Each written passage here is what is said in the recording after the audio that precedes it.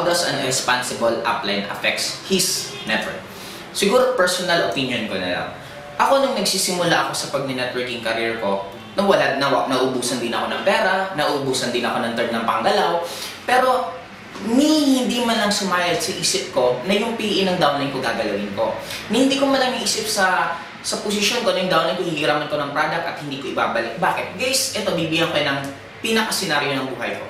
Nung nag-start kami dito sa Bicol, actually wala kaming center, wala kaming office. Ngayon, meron isa sa akin ng magandang loob kay Miss Ma'am Lea Wong na ang BCO ng Kabanatuan na pinahiram niya mismo ako ng product. In short, iniwalaan niya ako worth almost 300,000 na amount ng pera.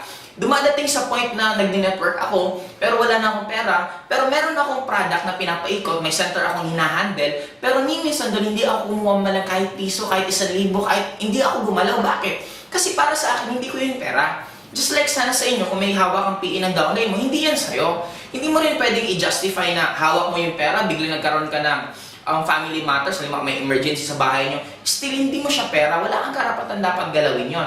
Kasi just imagine sa akin, kung time na nagugutom ako, time na nawawalan ako ng pera, since meron naman ako center na in-handle, kung ginalaw ko yung pera, tingnan nyo yung magiging chain reaction. Pag ginalaw ko yung pera at nalaman ni Ma'am Lea Wong na ginalaw ko yung pera, magagalit syempre. Pag nagalit siya, pwede niyang i-pull out yung investment. Pag pinull out niya yung investment, mani-negative downline ko. Bakit? Pag na-negative ang downline kasi wala na mabibila ng product. Pag na-negative downline ko, hihina network ko. Pag humina network ko, hihina income ko. Kung ginawa ko yung chain reaction, baka nalusaw mismo ang global sa Bicol.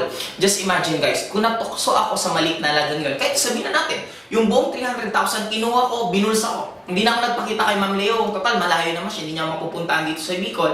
Guys, yung kinikita ko ngayon, araw-araw, yung 4 kong sasakyan, yung naging travel ko sa iba't ibang countries, yun yung lahat na nasakripisyo dahil lang sa 300,000. Kaya ito lang tatanungin ko sa'yo. Kung ikaw yung tipong networker na medyo natutokso ka rin pagdating sa pera yun, ito lang tanungin mo sa sarili mo. If you think that is your worth, kung para sa'yo yun na yung worth mo, then okay lang, kunin mo yan.